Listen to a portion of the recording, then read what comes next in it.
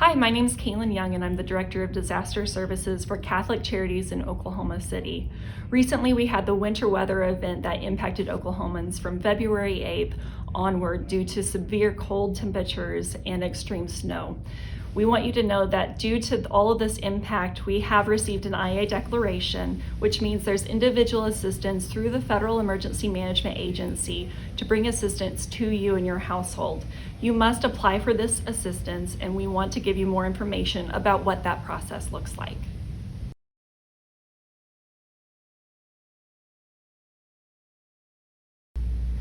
The first thing we want to share about applying with FEMA for federal emergency management is going to disasterassistance.gov to start your application, or by calling 1-800-621-3362. Again, that phone number is 1-800-621-3362. A couple things we want you to know about FEMA and when you apply. FEMA is a grant. FEMA is not a loan that is going to be asked to be repaid. You do not have to pay back this money to the government.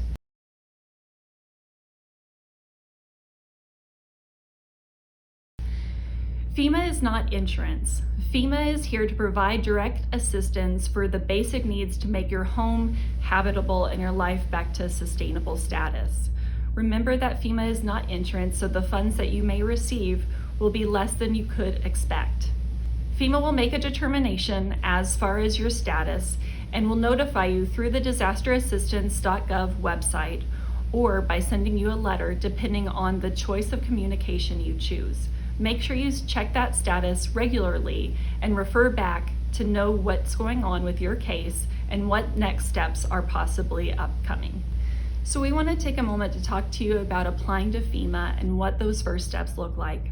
First, we want to help you understand that FEMA is not a loan, it is a grant. FEMA is giving you this assistance to assist with your direct impacts from an event. Please remember, when applying to FEMA, you will not be asked to repay this money. There is a separate program through the Small Business Administration that is a personal loan for homeowners and renters, but the FEMA assistance directly is not a loan.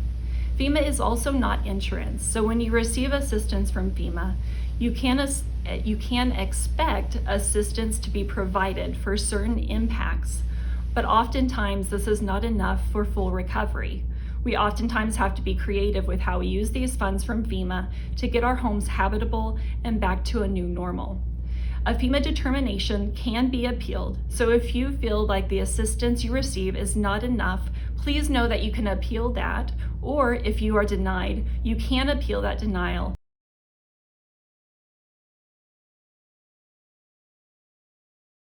You can write to FEMA and explain what your need is for recovery and send in estimates and bids to try and appeal for additional dollars for your recovery. When applying for FEMA, you should go to disasterassistance.gov and complete the application process. If you don't have access to the internet, you can call FEMA by dialing 1-800-621-3362. Again, that phone number is 1-800-621-3362.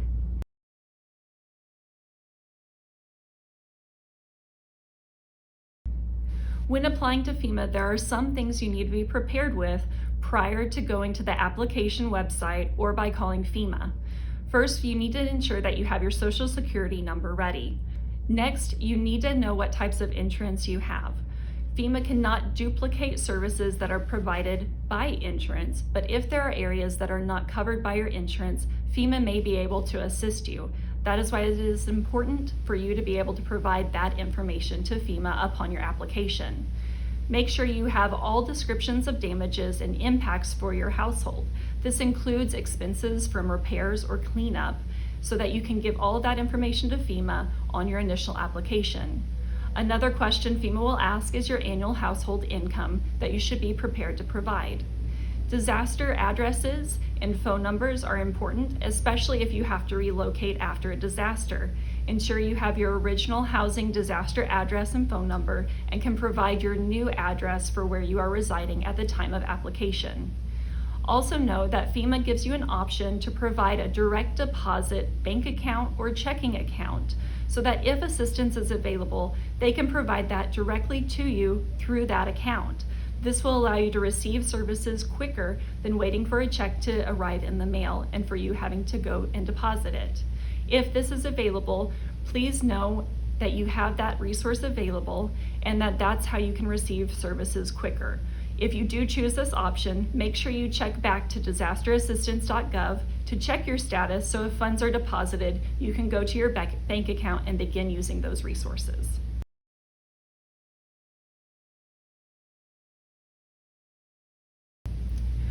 One of the things we want to update you on is FEMA questions on the application can be confusing or misleading at times. One of those questions is, are you willing to relocate? The way this sounds oftentimes is, are you willing to leave your home and move somewhere else? But what they're actually asking is, are you willing to temporarily relocate while your home is repaired? These questions are essential in FEMA identifying resources for your home and for your recovery. If you have questions about any of the questions on the application, please ensure you ask about them and get clarification before completing the application.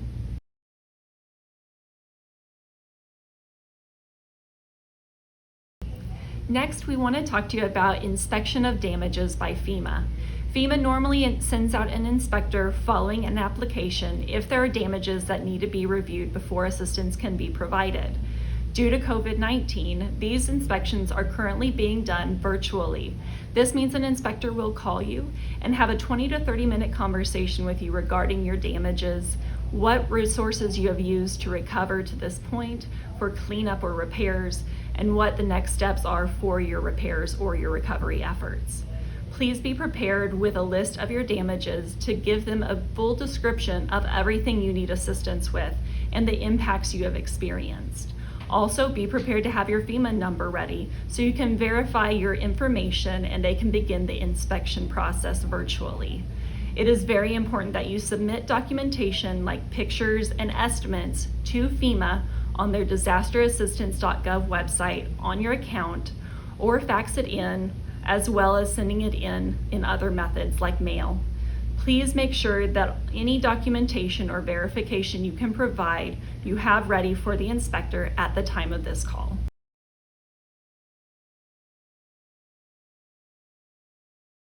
Following your inspection, it could take up to 10 days for FEMA to send you their response.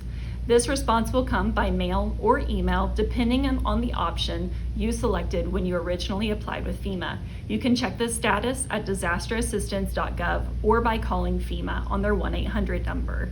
Once you receive this determination, read the letter fully. Even if you receive an initial denial, it will give you a reason and options to resolve. Following your inspection or your application to FEMA, you may receive a FEMA award letter. Read this letter fully so you understand the assistance being provided to you.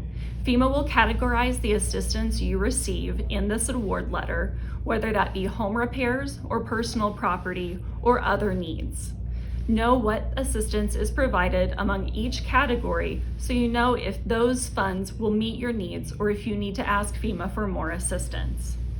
If you receive a denial letter from FEMA, again, read the letter completely. There may be an easy denial reason like proof of ownership or ID proof that you can provide easily by sending in a driver's license or a copy of your deed or lease or rent to own agreement.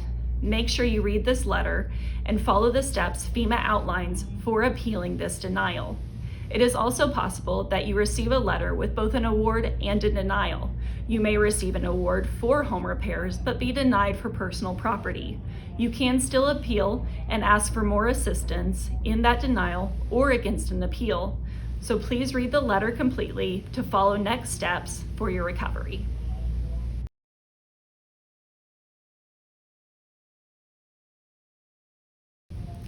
Following a FEMA award or denial, you may need to begin the appeal process.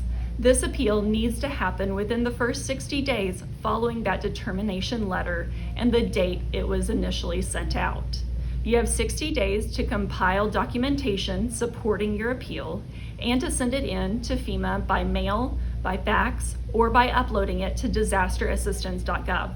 If you have any questions about documentation you need to provide to appeal the decision FEMA originally provided you, please call FEMA and verify documentation that can help you in fully finishing your case.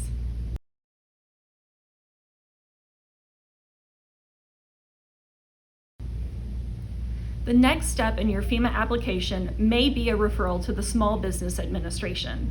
This name can be misleading because the Small Business Administration may sound like it is only for small businesses or organizations. This is not true following a federal declaration with SBA assistance available to individuals and households. If you are able to afford a loan, you can apply with SBA for a loan that can assist you in home repairs or rebuilds, or personal property. This works for both renters and homeowners. Renters can qualify for up to $40,000 in personal property, and homeowners can apply for up to $40,000 in personal property, as well as $200,000 for home repairs or a rebuild. By providing your information to SBA and completing the application, they will provide you a determination of a loan amount that you qualify for. You do not have to accept the full loan amount and can accept just the amount that you need for your recovery. This loan is extremely low interest and generally between 1% to 3%. There is no penalty to pay it back, and this is a great way for homeowners and renters to receive the full amount they need to meet a recovery. If you receive an SBA application, it is important that you complete this application, whether you feel you can accept a loan or not. If you receive approval for a loan and you still feel that you cannot afford a loan or monthly payments, please communicate that to SBA. The only way to be referred back to FEMA after being sent an SBA packet for referral is to complete that application and receive a denial. Once you receive that denial and are referred back to FEMA, FEMA can process your claim for additional other needs assistance. Again, please complete the SBA application, whether you feel you can afford the loan or not, and then have additional conversations with the Small Business Administration regarding your loan options. Last, we want to ask you to always keep your receipts and documentation together for FEMA and SBA purposes. At any point, they may ask you to show how your funds were spent, and so keeping these items together is very important. And this does go for either FEMA funds or SBA dollars.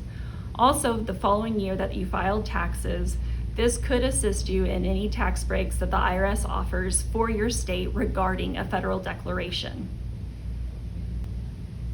So once again, please keep in mind all of the positives that come with applying to FEMA for potential assistance through their individual assistance program, and know that while there can be challenges in communication, there are options. If you run into issues, remember to call FEMA at 1-800-621-3362. If you have additional questions and you feel you are not getting answers, we are happy to support you and try and work through your process with FEMA alongside you. You can reach Catholic Charities Disaster Services at 405-523-3013. We will do our best to respond in a timely manner. Thank you and God bless.